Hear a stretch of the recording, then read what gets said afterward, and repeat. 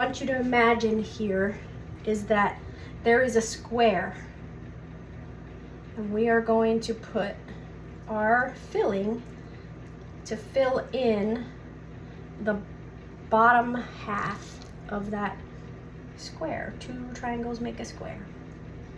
So I'm making mine like this. Okay, see how that's a square. This half is the filling, and this half of the square is the dough triangle. We're gonna fold the dough triangle up and over the dough triangle, just like so. And now, every time we fold, we're gonna fold like a flag. Whatever angle is down the line, that's where we're gonna fold. So we're folding on this line, which means we're going straight over.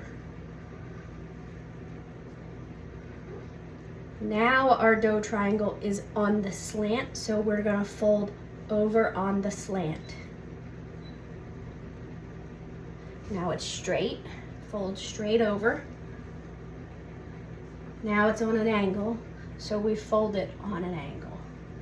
All the way, keep repeating that, alternating straight and angles till you get to the end.